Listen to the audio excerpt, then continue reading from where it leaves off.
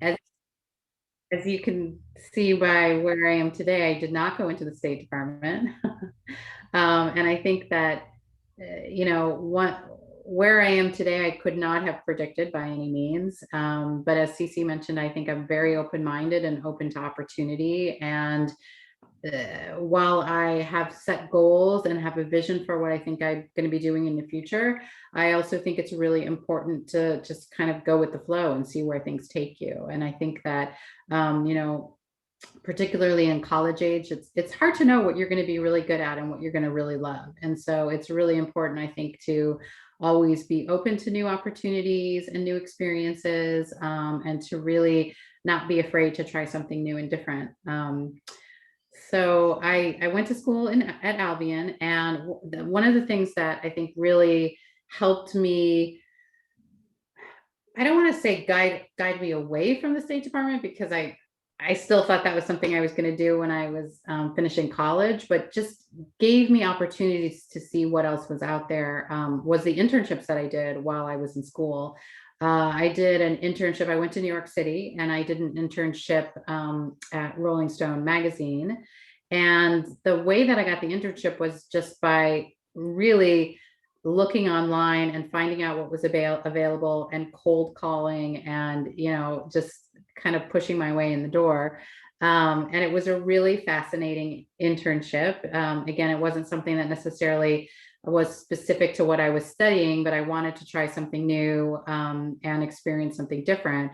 And that introduced me to the whole world of promotion and public relations and events and marketing, which I just really fell in love with. I noticed that I was a natural at it, and I just really enjoyed it. And so it kind of, my career took a little bit of a different path, I think, due to that experience.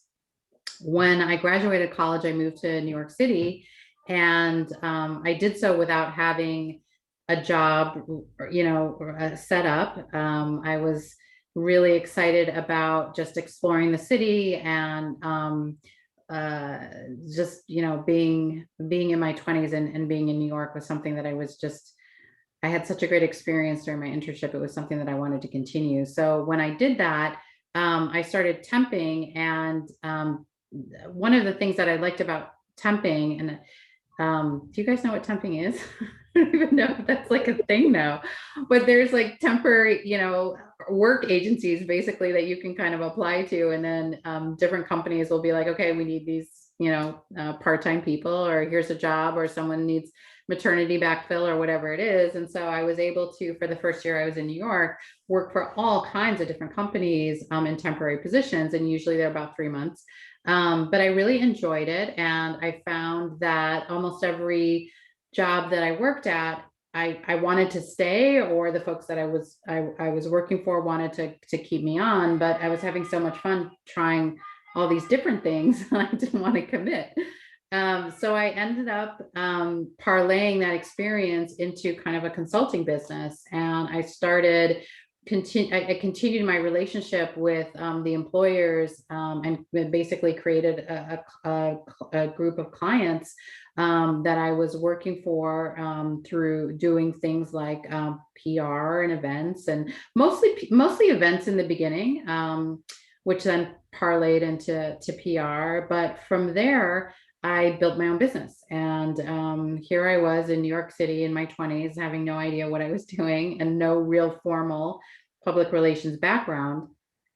But I just figured it out along the way, and that's kind of how I started my career. It's a long-winded way of answering your question, but it was really exciting. And please, you guys, if you want to interrupt or ask any questions along the way, please feel free to do that. And this is a little timeline of my history, and we don't have to keep the slide up if you don't want to, but that's basically how I started my career. And I worked in New York for a long time. I ended up selling my business, which was thrilling at the time. And from there, I moved to Miami, and that's when I started really getting into kind of the nonprofit and arts and entertainment world. It was a really exciting time to be in Miami. The city was just booming, and there was something called Art Basel, which is a global art fair that brings in artists and collectors from around the world. And the city, it was the first time that Art Basel kind of came to Miami, and so the city was really just a very creative place to be, and it was attracting creative people from all over the world. So it was something that I was excited to be a small part of. When I first moved to Miami, I started a organization called Gen Art, which is a nonprofit arts and entertainment organization. It originally started in New York City, and it had offices in different countries or different cities around the country. And so the guy who was the founder asked me if I wanted to move to Miami and open the office in Miami. And I couldn't think of a better place to be than in Miami Beach after being in New York City for about almost 9 years, I think. So I was really excited. And I do think that it's interesting, because if you look at my career, that this is the only nonprofit I ever really worked with in-house for.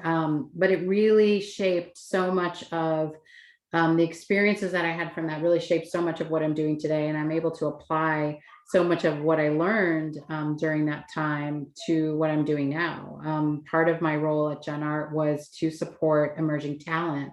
Gen Art was one of the first organizations to discover many of the bigger fashion names you guys have heard of today. And so looking at that talent, nurturing that talent, understanding the needs of emerging artists, what can we help them with? What kinds of things do they need support in, is something that I bring to my job today, which is really quite fun.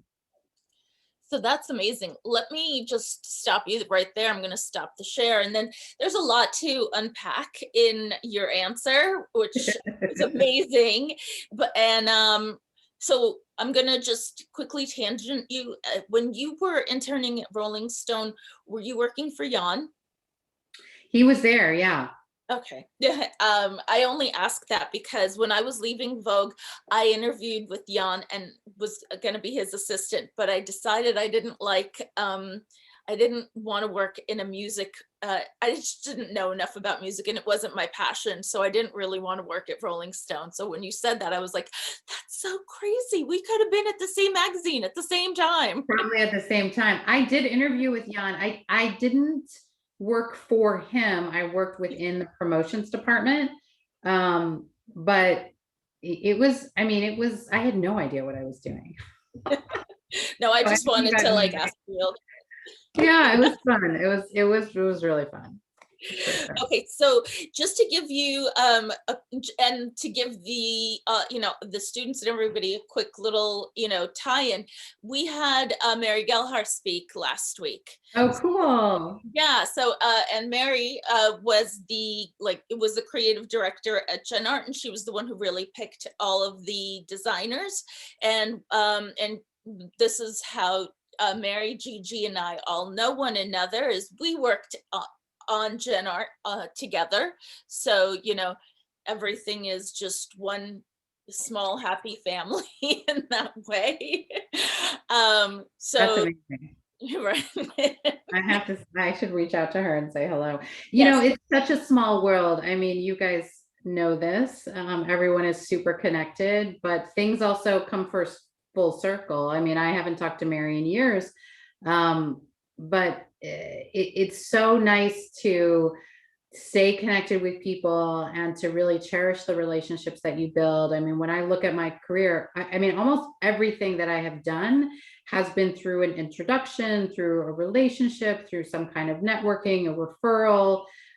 It's important to, I think relationships are very, very important. And certainly, when I started Gen Art in Miami, I came to Miami not knowing anyone, and had to build up this organization with no experience. And I really relied on people like Cece to help me, to give me some direction. What's going on in Miami? What's the art scene like? Who should I be talking to? I mean, those kinds of things are really, really important. And I certainly have tried my whole career to always pay it forward, because I think I've had some amazing people support me throughout my career. And there's so much I want to ask you about, about your current role, but I do want to go back a little bit before, this idea of you starting your own business, in your early 20s without really having kind of that formal education. I think that's really exciting for people to know a little bit about. I mean, do you think you could have done that in today's environment, or was that very specific to the New York that was then? I mean, this was the late 90s, the early 2000s. Do you think that that was a specific time frame, pre-social media, really, and that was like kind of the, you know that was just a time frame that we were in, that you had the, that opportunity? Like, do you think people have as much of an opportunity to be able to have this um entrepreneurial moment to really just start something without having that same kind of um Yes. you know Absolutely, absolutely. I think, being an entrepreneur is about discovering something that's missing, right? Like, what's that niche? And I think that, when I was in New York City, I discovered something that was missing. People needed corporate events. They wanted, big companies wanted to have an event in the cool spot, but they didn't know how to get into the cool spot, or even what it was or where it was. And so I was a connector, and I was able to that's how I started, by basically connecting these big corporations that I was temping for to like the hottest nightclub or whatever it was. And was able to kind of organize a corporate event for them in this kind of setting. Anyways, it was something, it was a need. It was a niche that, I was able to kind of fill. And I definitely think that, that will always be the case. There are always things that are missing. There are always areas that I think you can make better, or you can have a different point of view on, and bring your own creative influence to how to activate around something. And I mean, one of the exciting things about being at Nordstrom is that we support a ton of emerging designers. I mean, we really are always looking for new talent, and we want to be that platform that really supports them and supports the creative community. And so I see emerging talent all the time. I'm talking to entrepreneurs all the time, and they're young. I mean, I guess they were my age when I started, but now I'm like, wow, you're really young. But yeah, that's when you start. Yeah. So to answer your question, yes, I think there's always the opportunity for entrepreneurs and to get out there and kind of create your own thing. Sure. And how did how does one sell a company then? How does one sell a company at that age? I think that's also a really interesting thing to kind of know. Like, how do you make money by, doing that? Yeah, I mean, I wouldn't say I was an expert, particularly when you look at the way folks are raising money today. It is so different. I, I when I started my business, my goal wasn't to create a big business and then to sell it. I mean, had that been my goal, I would have done things differently. My goal was to have fun. I was enjoying what I was doing. I was young. I was living in New York City, and I needed to pay my bills. So that was what I was doing in order to exist in New York City, and be able to live and pay my rent and that kind of thing. So for me, it was all very circumstantial. One of my first clients that I had ended up working for a big marketing agency, and ended up hiring me to do a huge campaign. Because of the experience I had at Rolling Stone, a lot of the PR and events that I did was in and around kind of the music industry in the beginning. And they were doing concert tour, and so they hired my company to organize all of the events surrounding the concert. So every city the concert happened, I created kind of an experience for their fans, and events and after parties and all kinds of different things. I had no idea how to do that. I had never done that before, but I pitched it, and they they said yes. And so I quickly hired a couple people to help me figure it out. And I figured, hey, if I can do it in New York, I can do it in Dallas, right? I can do it in Minneapolis. I mean, come on, it's got to be the same. And so that's what I did. And it was so successful. And the team that I built was great that they wanted to acquire my company. And they said, you have built such a great team. You have contacts in every city where we have radio stations. That the company was Clear Channel, where we have radio stations, where we have events, where, we want to buy your company. And so that's basically what happened. And so they acquired me, and I had a contract to work to support to support that business for 2 years, and then I was kind of done. Now that's not the same thing. I've worked for other PR agencies where they are much further in their maturity, right? My company was maybe, gosh, I don't even remember, 4 years old or something, and that was just one of the things that I was doing. I did PR for restaurants, where I was actually doing media relations versus event and promotions. So I kind of did all of the above, but this specific piece of the business that I sold was for kind of the events and promotions piece. But yeah, I mean, knowing what I know now, I probably, not that I would have done it differently, because at the time it was perfect for what I was doing. I got to cash out. I had a nice chunk of money, and then that parlayed me into my next thing, which was Gen Art. But it wasn't as though I was building a big company with the hopes of selling it, which is, I think, what a lot of people do today. Right. But I mean, some would argue that, that is actually the best goal, just to, enjoy your life, do what you want to do. I mean, isn't that really the main goal? So I think you really did it right. Because you might have been completely miserable otherwise. And also, I just want to point out again that I really think that it's this absolute positivity, and your idea of like, why can't I do it? That is part of your success story. You never are like, oh no, I don't know how to do this, I can't do this, I can't take this on. That's never been, you never have this sense of negativity, and I so love that about you. And I really would like that to be one of the takeaways everyone has, because this idea that that you can't do something has like just never enters your mind. You don't ever have that thought. And I love that. I love that about you, because why can't you do it? Of course you can. And I think everyone should have that way of thinking, because of course you can, so and I think that your story really showcases that. So now we can move on, otherwise we'll be here for like 3 hours, 4 hours.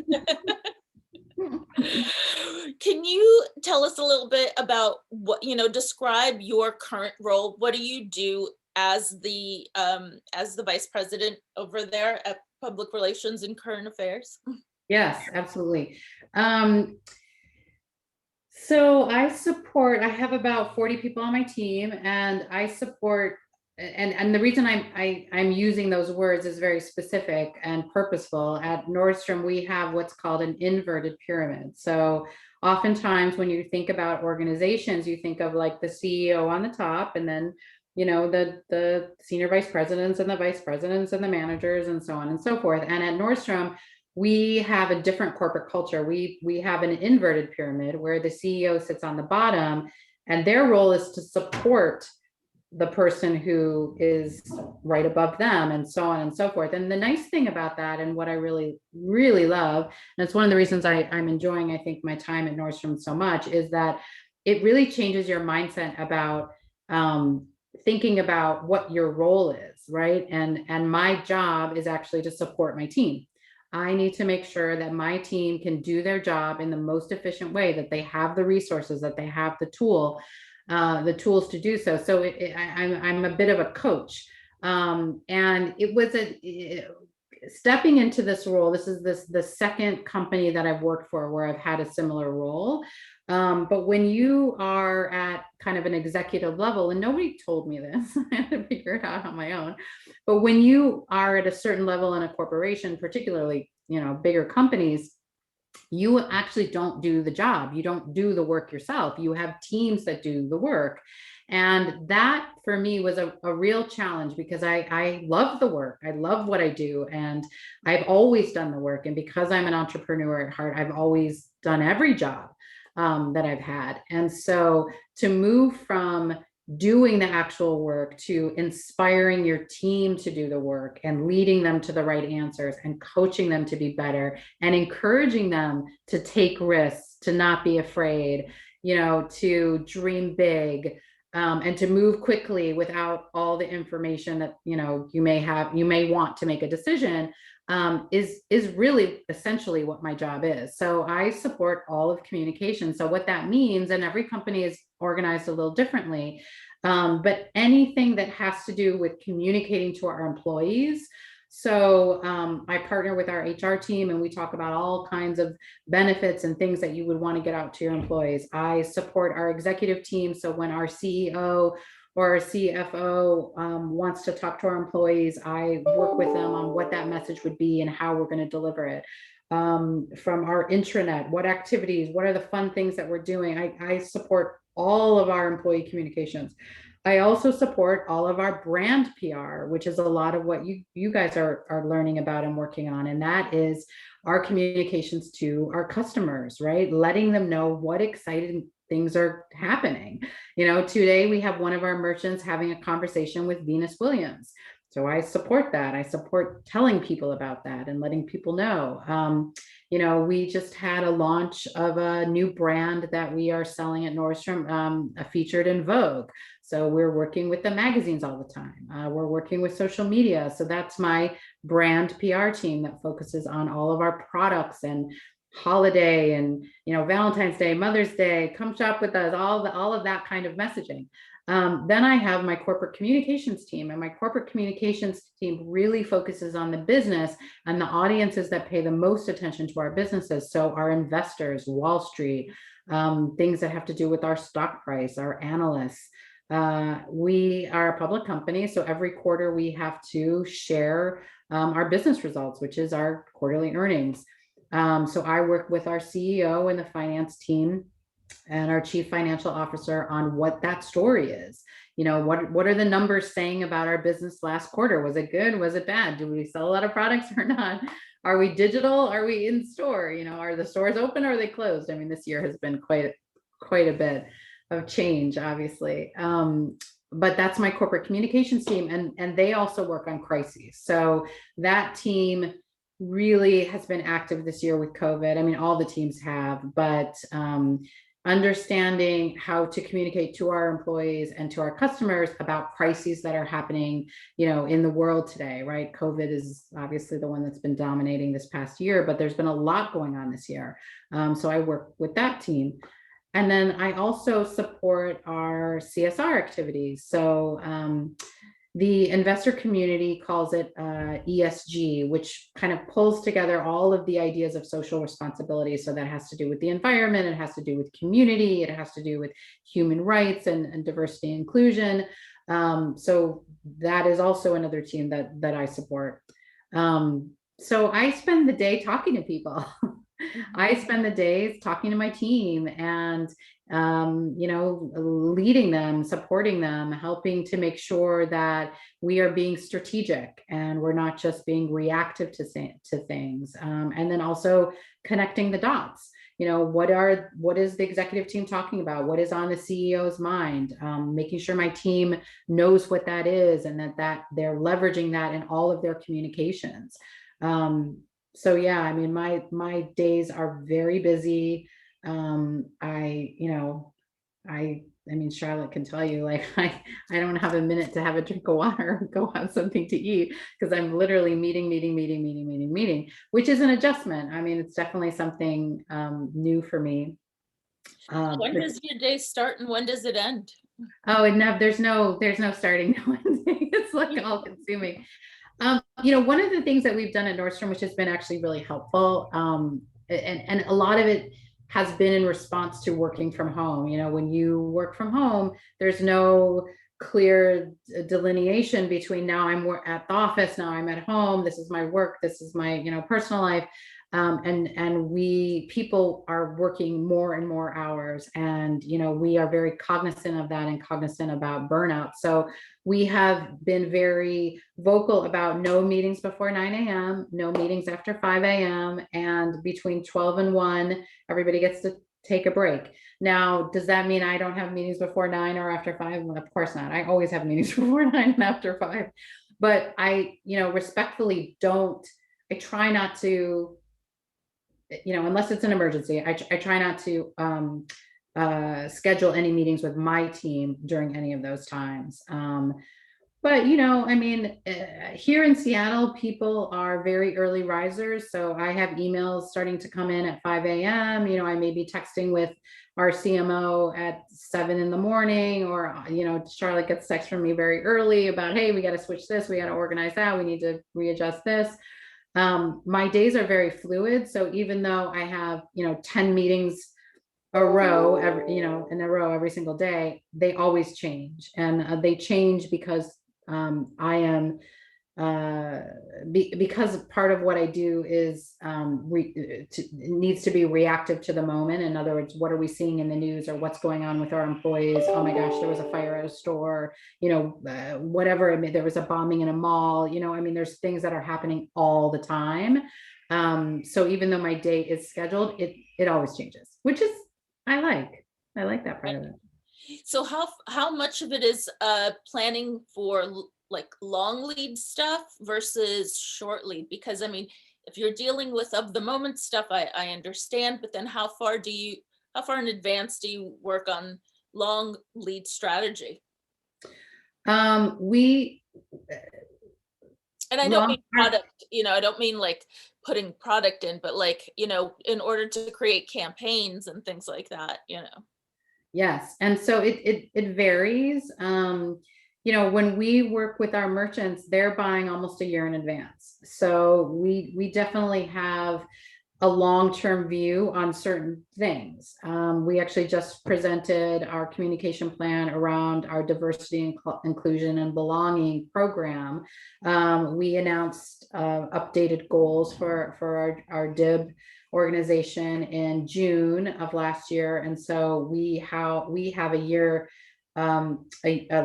Basically, we look forward almost a year in regards to strategically how we're going to plan things out. And typically I do that for all of our business partners. So any part of the business that we are supporting from a communication standpoint, which is all of the business, we put together comms plans that are really, from a strategic standpoint, looking at least a year ahead, which is not that long. I mean, the company has a 3 to 5 year plan. And so from a corporate communications perspective, and when we think about what's our business story, what's our equity narrative, that has kind of a 3-year outlook. But things change so quickly in the media landscape and from a communication standpoint that we typically don't plan more than a year ahead. And to your point, we do react a lot in the moment. So there's things that that we're doing every day that come up. Right. Charlotte, I'm sorry, you had your hand up. Yes, I was going to ask a question. That's great, Charlotte. Gigi, how do you stay organized with your kind of thoughts and things, because you do deal with so many different organizations and teams? Is there kind of a way that because you could be in a charitable meeting and then you could go to a crisis meeting, and then, you know, your day is just full of so many different topics. Is there a way that you stay organized? I wish I had a good answer for that. I think that, you know, no. I'm a multitasker. I think it's inherent to what I do. I just go from one thing to the next. I do think that, you know, I use OneNote. And so if I'm having really important meetings where I need to remember things and pass them along, I think that's the important thing. Is if my team is relying on me to communicate something that I'm hearing from the CEO, then I do try to take notes so I don't forget. So I use something called OneNote, which is on my phone. It's on my Surface. It's here. It's there. I can, you know, I don't know if you guys use OneNote, but it's really easy. And again, like I said, I'm really not technologically savvy. So I find it pretty functional. So I do that. But I think because my career has been, in so many different fields, and I think just inherently, like I said, I am a multitasker. I think it just comes naturally to me to switch from thing to thing. I wish I was more organized than I am, to be honest. I thought that Charlotte wanted you to give her a shout out and say that she was how you Oh, come. no. Definitely Definitely not not. Charlotte. She knows No. that. I'm just kidding. So, and maybe this is more of a question for Charlotte, but I'll ask you, what kind of manager are you? Do you prefer to be liked or respected? Both. I don't think they're mutually exclusive. I am a people pleaser. I think that, I have always been in roles of service. When you have your own business, you have clients that you're serving. I was in hospitality for a while. I worked for Starwood Hotels. Hospitality is all about service. Retail is about service. Nordstrom in particular is about customer service. So I want to be of service to people. I want people to like me. That being said, I am very focused on outcome. So I have high expectations. And I think that, I have a very direct style. I don't mince words. I'm diplomatic. I don't want to ever offend anyone. But I think that being direct is the most effective way to communicate, because this is a job to a certain extent, and you have to be clear about what you're looking for. What are the results we're trying to get? What are we solving for? What's the goal we're moving towards? If you're not clear about that, then your team doesn't know where they should be headed, right? They don't know the direction they're supposed to be going in. And so I think that while I try not to micromanage, I really try to focus on the results. Now, that being said, because I have the experience that I do as an entrepreneur, and also in all the different types of things that I've done, I tend to have an idea in my head already of how I would do things.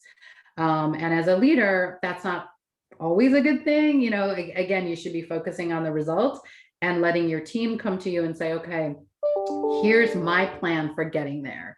Here's how I think we should, here are the steps I think we should take. And as a leader, I need to step back and say, great, what do you think about this? What about this?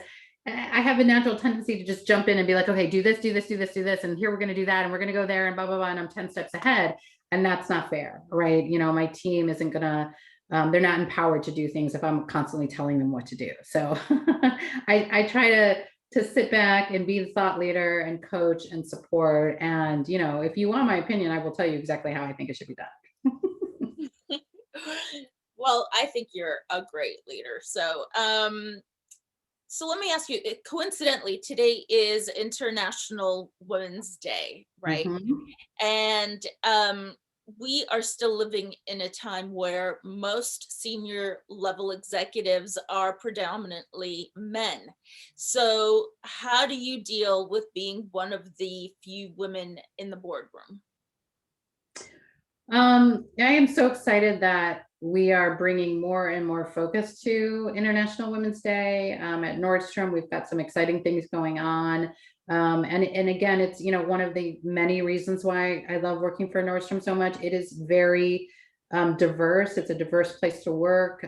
There's I think, we have, I don't know, I think it was like 4 years ago, we reached pay equity and pay parity. So our women and men are paid comparably. And we have a lot of women in senior roles. 40% of our board of directors is female. 3 of them are African-American.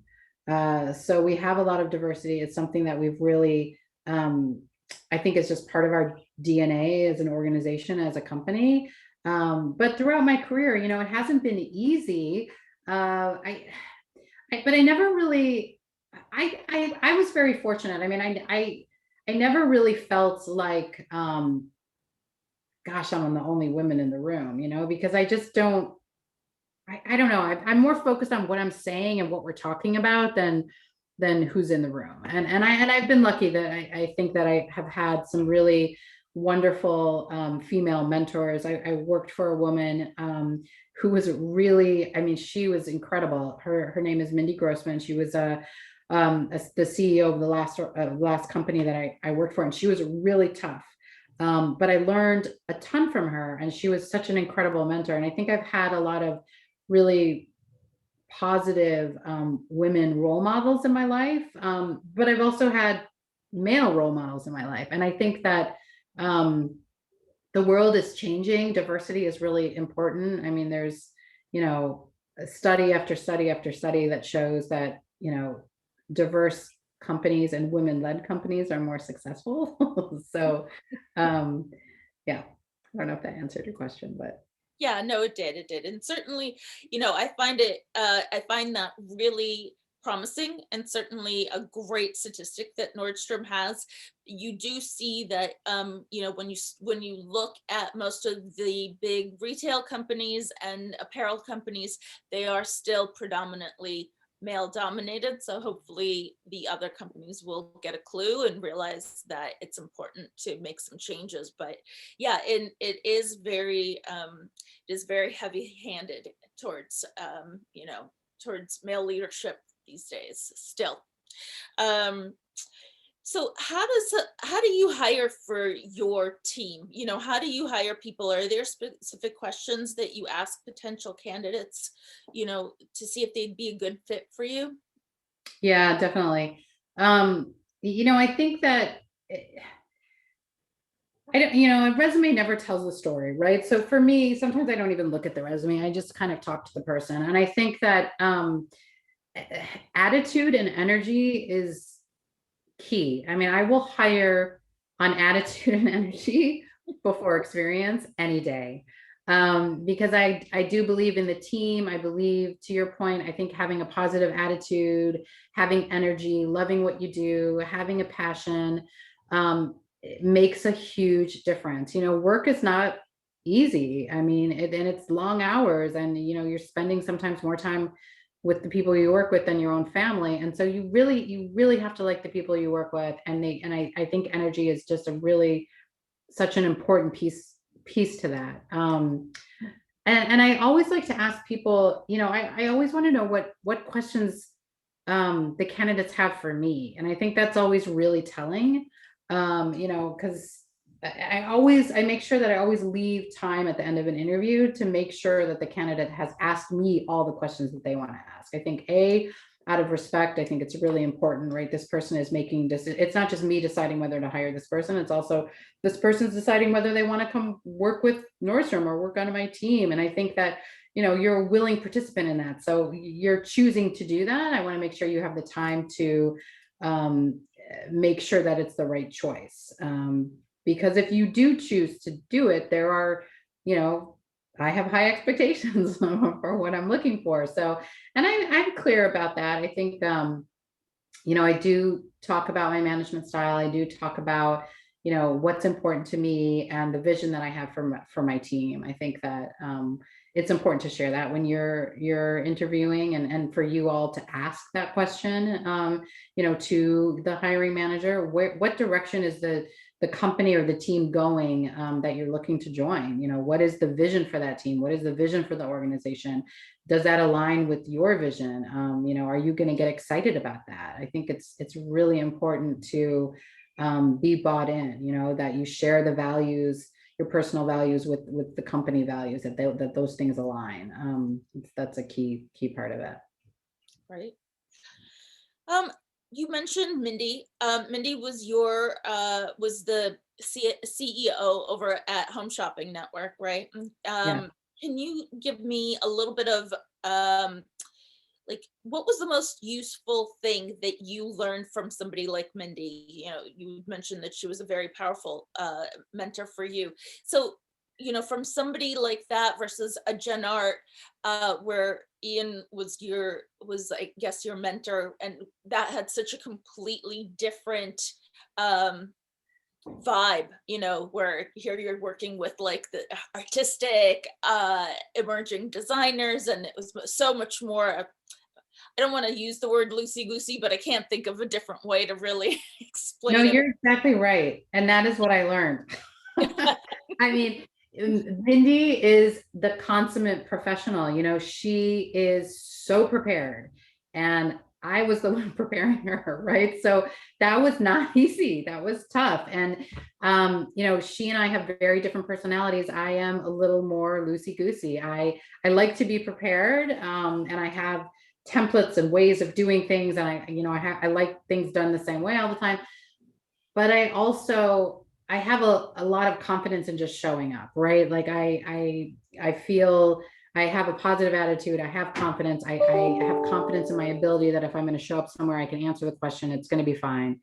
But not all folks think that, you know, some people really are nervous and they want to be super prepared. And Mindy, not that Mindy was nervous by any means, but she did her homework. You know, she wanted to always have every answer and be the smartest person in the room and the most prepared, and so on and so on. So the amount of research and work and practice and just prepping that we did for anything was incredible. I mean, and Mindy was a very high profile CEO. You know, she was on NBC all the time. She was being interviewed, you know, on live television for Squawk Box. She was interviewed for Vogue. She was at speaking engagements, Fortune's Most Powerful Women. Like, she was everywhere. She was always in front of an audience, but the amount of work that went behind preparing her for that was tremendous. And so I think, you know, I learned so much about kind of what goes into that, into supporting someone in that role that thinks differently than I do, that can't just go from here to there. I'm in the exact opposite position at Nordstrom. The Nordstrom family they don't want to sit and, you know, practice interviewing questions and, you know, go through their notes and their messaging and, you know, over and over and over and over again, like Mindy did. They just want to show up. They want to know, you know, 5 minutes before, who am I talking to? What am I talking about? I got this, you know. So the personality of the executive is really different. Now, that doesn't mean that I don't prepare or don't try to get them to prepare. I think that, you know, the discipline that I learned with Mindy has served me so well, and I am able to bring that process to the teams here. And I have to say that in the 4 years that I've been supporting the executive team in the Nordstrom family, we do prepare. I do meet with them before an interview. I do go over the messaging. You know, I make sure they look at it. I talk them through it. They wouldn't do that in the beginning. They didn't understand why we had to do that. So I think we're better for it. And, you know, again, you apply what you learn and the experiences you have to the situation you're in. I think the one thing that's really important to note is I have not done the exact same thing at any job, right? I don't say, okay, I learned how to do this and now I'm doing it exactly like this. No, you know, you go in and you listen and you learn and you understand the culture and you understand the people and you say, okay, of all the experiences I had, what will work best for this situation? What can I bring to the table that's going to really support these people and make them shine, or highlight the company in this way or that way or whatever it is. But it's never cookie cutter. And, you know, back to your interview question, that is also something that I always ask people, because I think it's really important. There is never only one way of doing things. There are many, many ways of doing things. And I think that it's important to have that flexibility and be able to kind of roll with that. I have people on my team who are very black and white. This is the way they've been working for Nordstrom for 25 years. This is how we do it. There's no gray. This is how we do it. No flexibility. No flexibility. And I think in today's age, you have to be flexible. Mm-hmm. Yeah, definitely. So this is going to be a hard one, I think. What do you like most about your job? Oh my gosh. There's so many things. I mean, the people for sure. You know, I love the people I work with. I think I have an amazing team. And when I say team, I mean, I'm part of the executive leadership group team. So I love that team. I love the team within comms. I love the executive team. Like I get to interact with so many of the different teams. So the people are a big part of it. I love fashion. Fashion is so much fun. I think that I get a lot of joy from fashion, from creativity, from, sometimes even though I've been going to the shows for 20 years, I still pinch myself. When I go to a Chanel show, I'm like texting my mom. I'm like, I'm at the Chanel show. Like, I'm so excited to be there. It's amazing. It's so fun. And you can't forget that. You can't forget that, you got to enjoy what you do. And for me, that fashion piece is just, it's great. And I also love the retail component. I think that, being a part of the retail industry and being connected to consumers, what people are thinking, what people are doing in the world today is really important. With this job, what row do you sit in? What row do you get? I get to sit in the first row. Oh, there you go. At Chanel, you sit front row. No, Chanel, I did not sit in the first row. Pete Nordstrom sat in the first row, and the designer shows are tougher because we only get a limited amount of tickets for the show, right? And so Nordstrom's a big company, so I am not the most important person, right? Nordstrom gets to, Pete Nordstrom goes first, then our head merchants, then the designer buyer. And I don't always get tickets to the shows. It depends on the show and it depends on who's going, but I do get to sit front row quite a bit. And I have sat front row and at the designer shows, not Chanel, but it's a lot of fun. Still, you get to sit front row more now with this job than you have ever, right? So that, and I love it. I'm like the one with the big smile on my face. All the editors and the merchants are just like, it's their 100th show that they've gone to in like 3 days. But for me, my job is not to go to the show. I'm not buying the collections and I'm not reviewing the collection. So it's really just fun. And I appreciate it for what it is. I really enjoy it. So what is your involvement with the brands when you go to the show? It's really about relationship building, supporting the team. When I go to these meetings, so like if I'm sitting in a Chanel meeting with Pete Nordstrom and our head merchant and our head designer merchant, we are talking about the business holistically. So while we're going through the buy and the numbers, we're also talking about the marketing and communications, and public relations is such a key part of marketing. It's not just about digital advertising and how the brands are showing up on our site, but it's what is the conversation about? When you look at fashion brands in the world today, it is a lot of PR, right? It is a lot of word of mouth. It's getting people talking. It's really the goal is to get the consumer to tell you what your story is versus the other way around, right? When other people are talking about you versus you talking about yourself, then you've done your job. And I think that is an important piece of the puzzle. So I'm there to represent, the company on behalf of marketing and communications, and it's awesome. It's a lot of fun. Right. And what would you say your biggest challenge is in your job?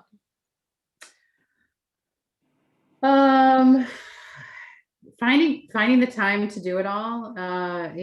There's so much that I want to do. When I first interviewed for this role, and I tend to be at companies for like 3 to 4 years, and then I go on to the next company. I feel like I'm a transformational leader, so I like change. I usually come in when an organization is changing and help set things up and kind of get them started, and then I move on to the next. And so I was having a conversation with the head of HR and talking to her about my growth in the company and what I would be doing after 3 or 4 years, because I would definitely be done with my job by then. And she's like, oh, well, you may find out you'll be doing it a little longer than 3 or 4 years. And it was hard for me to believe at the time, but I'm in, my 4th year, and I feel like, oh my God, I haven't even started any of the things that I wanted to do when I joined the company, which of course is not true. We have done so much, and I have really, we reorganized the whole communications team and our operating model and how we supported the business. And we've changed everything. but there's just so much to do. And so I think finding the time to be able to do those things I just wish I had more time in the day. Well, obviously, COVID has changed everything, and it's kind of stolen a good year and a half of time, away from you in that way. But I do want to, I know we've only got a half an hour left, and I do want to leave some time for questions, but I do want to ask a few other questions before we go to that. One, my first is, how has Nordstrom pivoted its public relations and marketing in the face of the pandemic? I mean, we have really, we've always been an integral part of the organization, but I think, with COVID, particularly in the beginning, when I think back to a year ago, communications is so important. And so when we were having discussions about what was going on, we were literally, I remember, we were huddled in the CEO's office, and it's me and the CEO, Pete and Eric Nordstrom, our CMO, our chief human resources officer. It's like the five of us having conversations of like, what are we doing as a company, right? Because we have to tell our employees. I mean, one of the things that is really important for organizations to understand today is that your employees are on the front lines. They're the first ones really that need to be informed, before your customers, before anyone else. You've got to tell your employees what's going on. How are we handling this? And so having a seat at the table and being a part of these discussions and a strategic leader within the organization has never been more possible and more important. So I think that the communications team has been really elevated as such a key lever for the company, that the executive team really relies on us in a way that they hadn't before. So that's been really exciting. We've also worked more closely with other teams. So, we are kind of lockstep with our HR partners now, because they are the conduit to our employee base. And we have partnered almost like we're one team. So I think that, that has been really incredible to be able to work so closely with them. But yeah, I mean, I think that as a communications organization, it's been I don't want to say it's been fun, but it has been really interesting, because I have different facets of my team, right? I have my corporate communications team that really leans into this, but there's only a few people on that team that do crisis. And so I reorganized my team in this process, and basically worked with the person who leads my brand PR team and said, hey, I need your team to lean in on this. And so the entire brand PR team that's used to working with Vogue is now working with Wall Street Journal and working with our employees, and they're putting crisis communications together. And I think that was a really incredible experience, because you've got a group of like 20 people who haven't ever done crisis communications or internal communications before, that are now doing something they've never done before. And we're not training them. We're saying, hey, this is what we're doing, get on board. And they loved it. They were able to really stretch and try something that they might never thought they would be good at, or weren't interested in, or didn't have the expertise in, and they were great. And so it really also brought our team together and closer together in regards to, even though you're on the brand PR team and you're on the corporate communications team, or you're on the internal comms team, we all work so closely together now and take a much more comprehensive approach to communications in general. And how much of your strategy is focused on print publication versus social media? I mean, we're in a changing world, right? And the idea of being in a print Vogue and in a print glamour, is that still as important as seeing the seeing internet and influencer strategies happen? Yes and no. So what I mean by that is every medium has its purpose, right? So in order for us to drive awareness, in other words, if we've got a new launch, if it's our anniversary sale, if it's a message that we really want to get out to our consumers quickly, then we typically focus on digital media, right? So, everything has its online version now, and that's how our consumers are consuming media. Our customers aren't necessarily looking in Vogue to see when our anniversary sale starts, right? They're online. But I think for telling the story about who we are as a company, what are we about? What are our values? What do we believe in? Are we a fashion authority? Do we believe in diversity? I think those, what we call tone setting stories, are still really, really important. And those are the stories that our customers are reading on at their leisure, right? Like they're picking up a magazine and they're reading to be informed and to be entertained and to be inspired. They're not necessarily reading to know, when they need to show up at what time and, what's on sale.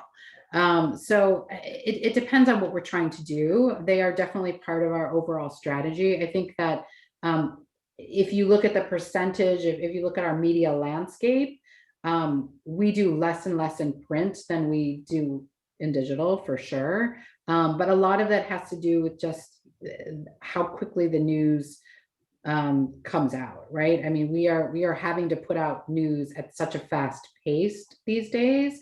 When we're able to plan, when we're able to be strategic and work with the long lead media and get in, and we have a print article come out, it's incredible. I mean, everybody is so excited, and it's like the holy grail. It's like, we got a feature in Vogue for our pop-in, or we have a whole new program called Beauty Cycle, which you can recycle your beauty products. You bring them into Nordstrom, any product. You can bring in your toothpaste, doesn't matter. You bring in your beauty products, you can leave them in a recycling box in our beauty department.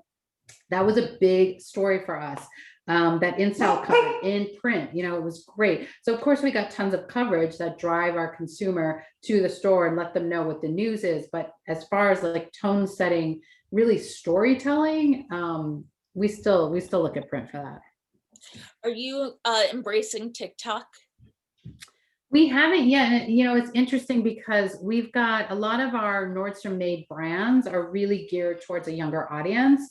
And my team in particular has been like pushing me to talk to my marketing peers about getting on TikTok. They're like, Gigi, we've got to be on TikTok. We've got to be on TikTok. And of course, yes, we have got to be on TikTok. But it is because we are a large organization and we have so many different teams that would lean into something like that, the creative team, our merchants, our social media, marketing, communications, like we don't have a strategy behind how we want to show up as a brand. And so I think we actually have something on the calendar to discuss that next week or the week after. But it's something that we're behind in. We need to be on TikTok. And how do you see the evolution of brick and mortar? Maybe 5 years, 10 years, 50 years from now, what do you think is going to happen to like the traditional shopping methodology?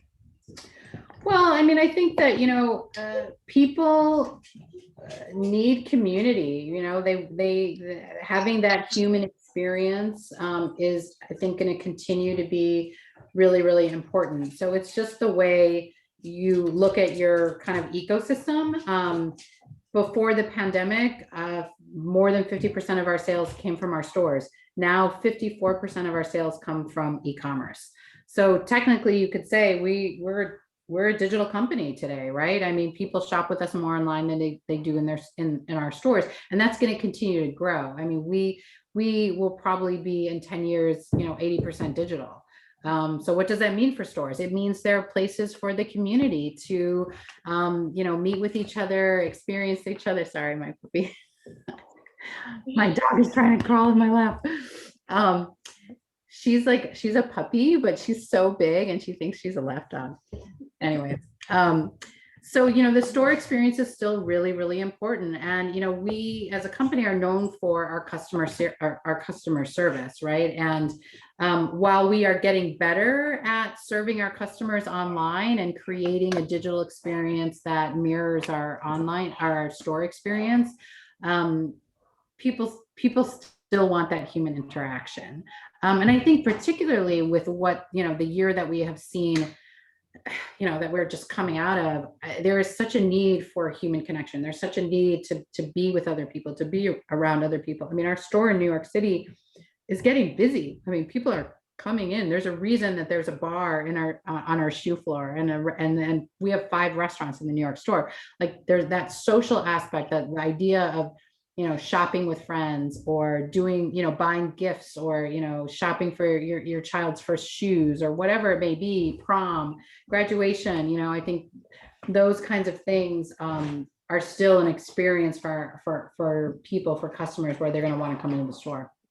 Right. No, I think that makes a lot of sense, even though I will say you are one of the only Goliaths left on the block, right? Everything is more independent or concept, but you guys are like one of the last department stores left in New York City right now, if not the last. It's not that bad, Cece. I'm not saying. Am I saying something? No, you're right, though. You're right. I mean, people are going out of business. Every time you turn around, it's like, this company is going bankrupt. This retailer is closing their stores. I think we're in a really lucky position, because, not lucky, but we were very fortunate to have invested in our e-commerce very early. We have a super strong digital presence, which many of our competitors don't. And we don't have that many stores. We only have, I think, I can't remember exactly now where we're at, 119 Nordstrom stores. Some of our competitors have hundreds, if not thousands, of stores. So when you think about where our stores really are, they're in the top cities and the best locations. I mean, every single one of our stores is profitable. So we have a slightly different model, and more of our sales and our profit are now coming from digital than ever before. So I think it's a nice mix. It's a nice balance of the two. Yeah. Right. No, I love it. Okay. We have Nina asks, what was your favorite project that you've worked on, and why? Like, in my life, or like Nordstrom? Let's narrow it down and say Nordstrom. In your life would be hard. I would assume the kids. They're your favorite. Yes, the kids, the children. It's always about the children. Oh my gosh, that's so hard. There's so many things. I think, I mean, I love the fashion pieces. So I think that, anytime we have a fashion project that I'm able to get involved in, it's really exciting. I think opening the New York store was probably the biggest thing that I've worked. I mean, it was $1 billion investment for the company. They had been looking for a location for 30 years. And so they really entrusted me and my team to bring it to life, right? Like, my role was to introduce Nordstrom to New York City, and to many, many people who live in New York City who've actually never been to a Nordstrom. I mean, if you can imagine, there was no Nordstrom in New York City. So if you grew up there, you never experienced it before. And so that trust, I think I was very humbled by it. And, the father of Pete and Eric Nordstrom, Mr. Bruce, we call him, who was the grandson of the founder, he was there with his wife and his family, and like, to see the look in his eyes of like, wow, like, look at this incredible store in New York City, the greatest city in the world, like that, just seeing it through his eyes, through the family's eyes of, what they've accomplished, where, they started as a shoe store 120 years ago, one store, to where they are today. That was incredible to be a part of. That's amazing. How big is that store? How many square feet? 317,000 square feet. Wow, it's a big store. What block is that on, or what's the location? On 57th and Broadway. 57th and Broadway. Mm-hmm. So you mentioned, Lily asks, you mentioned because of COVID, you work from home. How do you prevent burnout, and how do you differentiate your workspace and home space? Cece and I were just talking about that. It's challenging. It is not easy. I have two kids now. I just had a baby about 6 months ago, and we're all at home. And my daughter's, I have a 7-year-old and I have a 6-month-old, and the 7-year-old's doing school online. And so we're all cozied up in this house. And I do not have an office space. I was when the baby was born, we moved in with my parents, and so I was at home. And when I went back to work from maternity leave, I was working from my parents' house, which was much easier. And so I've since just got back in Seattle. You know what, I just go with it. I think that it is what it is. I'm a pretty open person. And I think that bringing your whole self, and we talk a lot about this at Nordstrom, particularly when we talk about diversity, inclusion, and belonging. That belonging is important. It's important for you to bring your whole self. This is my whole self. This is my cute little house with my dog and my kids, and this is me. So I think that Nordstrom supports that, and they support everything that comes with me and all my life. So I think that, it's a very open culture in that way. I don't think all companies are like that. Again, it's one of the things that I really enjoy about working with Nordstrom. Sometimes I lock myself in the bedroom and tell everybody to be quiet, but most of the time you just go with it. Megan asks, in your experience, do you prefer working for a big company like Nordstrom or a smaller company like Gen Art? Or your own business? And is there anything you would go back and change in your career? Oh my gosh.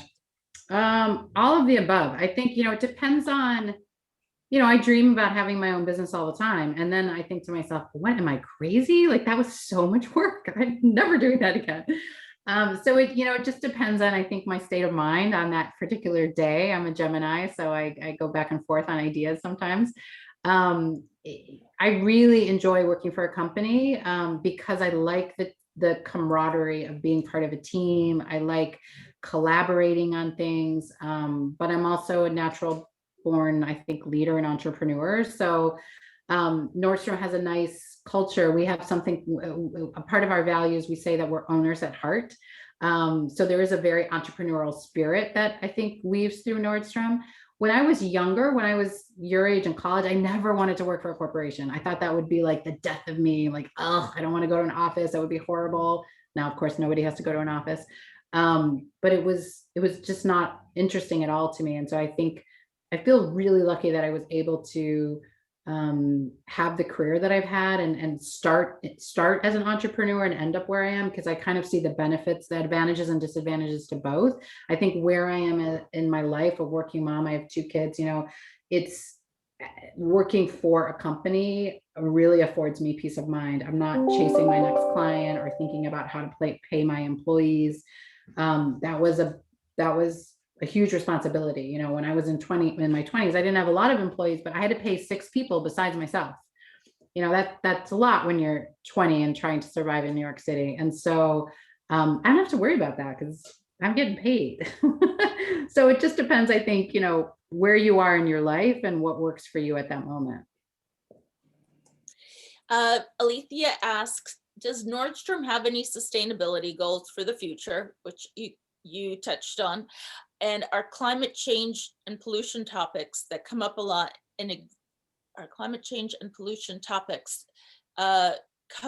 things that come up a lot in executive meetings? Also, how do you fight greenwashing and fight for real change? Yes, so important. Last year we announced our CSR goals. And we have 3 pillars that support our CSR strategy: environmental sustainability, corporate philanthropy, and human rights. And so the environmental sustainability pillar does have goals that support the environment, particularly emissions, reducing single-use plastic, using renewable energy. We have made tremendous stride in regards to many of those things. We put out a report every year called Sharing Our Progress. So thinking about our environmental footprint is something we've been doing for a really long time, 15 or so years. but we never really reported on it because the world wasn't constructed in a way where you had formalized reporting. So now there is formalized reporting, thank goodness. And so we are being more vocal about telling our story in regards to what we're doing from a sustainability perspective. One of the things that we announced just this summer was that we are getting rid of all plastic bags. So that's going to reduce our single-use plastic by 50%. So the goals that we set and announced in April are goals that we want to meet by 2025, but the importance of them has become more and more of a priority, particularly to our board of directors and our investors, right? You know, before, our sustainability efforts were really something that we just talked about with our employees and our teams. It was more of an internal conversation. And now our board wants to know what we're doing. Our analysts and our investors want to know what we're doing. Customers want to know what we're doing. So we've worked really hard to you know, be more vocal about it. It's on our website. You know, we do a lot in social around what our sustainability efforts are. We have tons of programs that I mentioned earlier. We launched something called Beauty Cycle, where we're actually helping you know, our customers recycle their beauty products. We have a clothing take back program, all kinds of things. I would encourage you to go look at the site and spread the news, because it's something we're proud of, but we know that there's still a lot more we need to do. Do you guys have a sustainability like leader, or, you know, somebody who you have somebody who's in a leadership role who is in charge of all of that? Yeah, we're actually thinking about our org structure. So currently that's me. Oh, okay. But I don't have, you know, I mean, the expertise around environmental sustainability in particular has grown leaps and bounds. So I wouldn't say I have, you know, a background or expertise in environmental sustainability. I have hired a team that does that, and we work with outside agencies. Like we partner with the CDP. We work with a ton of external agencies that are helping us to understand what we need to do and how we need to do it. As I said, we're somewhat sophisticated because we've been doing it for a while. But again, it wasn't necessarily a huge priority for the company to really share or talk about because it just wasn't, you know, it wasn't a subject matter that our customers really cared about. Now they really care, they want to know. So we're definitely looking at that. And we are actually entertaining the idea, like, you know, do we need a leader at my level, right? So the person that I have in charge of environmental sustainability is at the director level. Do we need a vice president that has my level of expertise in communications supporting our CSR initiatives? Probably we do, but we haven't gotten there yet. So for right now, I support that team and I'm learning a ton. And thank God we have good people on my team that have a lot more expertise than I do. But yeah, we're definitely going in that direction. I've noticed a lot of companies. Ralph Lauren, I think, just announced that they are going to be doing a resale, you know, component. Is that something that you guys are also looking at? Yeah, definitely. One of our goals within environmental sustainability is to invest in the idea of circularity. So invest in organizations and programs and research and things like that. Last year, we launched something called See You Tomorrow, which was a project that we did. We launched it at the New York City store, where it essentially was a resale shop. So we had customers bring in their items, and then we sold them at the store. And it really was a project for us to understand and learn, like, how can we do this? How can we scale it? You know, how does it work? And we learned a lot and are now applying those learnings and developing a program that we can scale. So yes, it is something that we believe is really important. Great. Iris asks, would you say your background of having been to many countries, you know, growing up in many countries, plays a role in who you are? Definitely.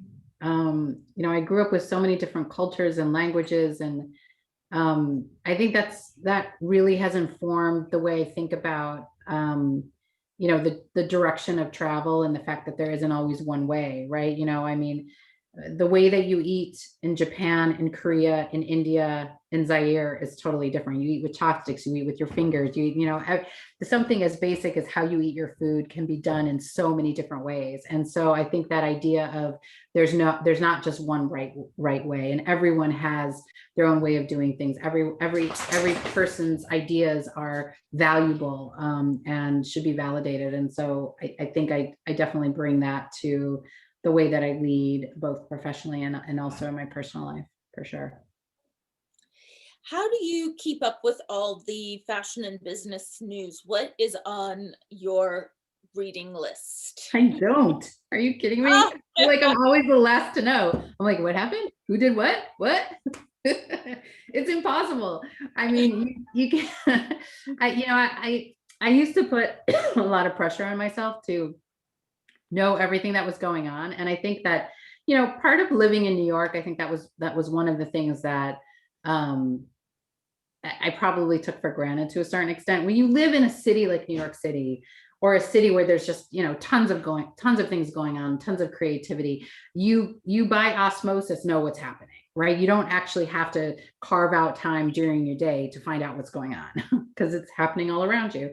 And I think that's part of the reasons why I like being in retail. Like, part of knowing what's happening in fashion is my job, right? Like, I'm in conversations with brands, we're launching new things, I'm hearing about, new ways of doing things within circularity. I mean, this is part of my job. So I get informed through my meetings and colleagues and conversations.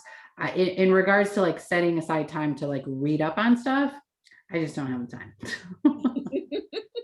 That's fair, especially with 2 young children. Yeah. So this will be my last question. What is the most solid, specific piece of advice you have for anyone wishing to work in fashion, or or in your specific job? Well, I mean, I think, from a fashion perspective, fashion today is not what it used to be, right? I mean, it's such a different industry. I think that my advice would be to not look at what's been done, but what you can bring, right? Because there is so much creativity and there's so much change and flexibility happening in the industry. You don't have to try to fit into a mold. You don't have to say, I want to be that, so I have to follow this path, or I want to do what she's doing, so I have to go that way. I don't think there is one path, or one way of doing things. So if it's something that you're passionate about, you'll get there. You're be curious, and seek out opportunities, to learn and to. Do you guys hear that in the background? I'm trying to see who might have. It's my dog. Oh, is it your dog? So I have a puppy and a baby at the same time who does that. And my puppy's my toddler. She like plays with all the baby toys, as you can hear. But anyways, and I think, as far as, wanting to have a job similar to what I have, I think I didn't know I was going to have this job. I didn't say I want to be the head of communications for a fashion company, for a retailer.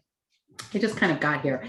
But the reason I got here is because I was open to opportunities. And, I've had this conversation with students, with friends, with, colleagues. And even I remember when I first joined Nordstrom, and folks were like, what made you take this, why are, you moved all the way from New York City to Seattle, and you're, this is a big change, and why did you do it? And I think that, for me, it's all about experiences and looking at life as a collection of experience and being open and saying yes. And I say yes to a lot of stuff. I said yes to working for the Home Shopping Network. I didn't even know what the Home Shopping Network was. I go to the store. I don't shop on television. I moved to St. Petersburg. When I moved to St. Petersburg, Florida, people thought I was moving to Russia. Like they're like, St. Petersburg, where are you going? So I think, I say yes to a lot of things without knowing really what the outcome is going to be, or if I'm going to really like it, or what, if I can really do it, I just kind of go for it. And I think that that's my advice, is just try not to get hung up on having the answers to everything. And this is something I tell my team all the time too. Like, data is important, and looking at the pros and the cons, and believe me, I write everything down and I look at the advantages and disadvantages to the decisions I make around my life and my career. But also at the same time, who knows? You can't predict the future. So if you say yes and you just go for it, and you're true to who you are and you follow your passion, I think you're going to end up where where you need to be. That's great advice. I love it. Is India there to make a quick appearance to say hello? Indy, come say hi. You didn't see her before. She was like hovering. No. Yeah, she's kids these days know exactly she knows how to operate this thing more than I do. Hi, Indy. I miss you. This is everybody in the class. The students. She was bummed. I told her I was talking to students today, and it was happening at the same time as her class, and she was like, "Oh, I'm not going to be able to say hi." This is my favorite 7-year-old ever. So say hi. Gigi, thank you so much. And Charlotte, thank you also for helping coordinate this. This was an amazing, you just gave us some amazing information, and I so appreciate your time. I will, of course, talk to you on our free time, but thank you again, and I hope you come back and do this again next semester. But I love you and adore you. Thank you. Thank you. It was so nice to meet all of you. Take care, everybody. Good luck with everything. Oh, and if you have internships or anything, please let me know, because people might want to be, people might be interested or whatever. Yeah, we always have, we're always looking for interns. And I'm happy to, if anyone has extra questions or wants to talk on the side, just go on to link up with me in LinkedIn, and I'm happy to have a conversation. Amazing. Thank you again. My students, if you need me, I'll stay until everybody's gone. Okay. Bye. Bye. Thank you, Cece. Thanks for inviting me. Thank you. Bye. Bye.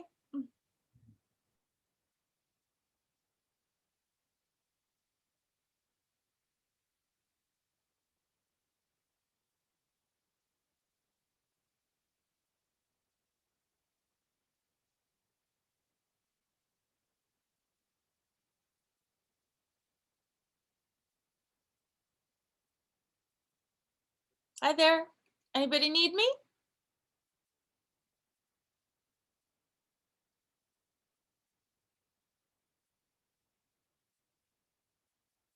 Anaya? I'm sorry, no question. I'm sorry.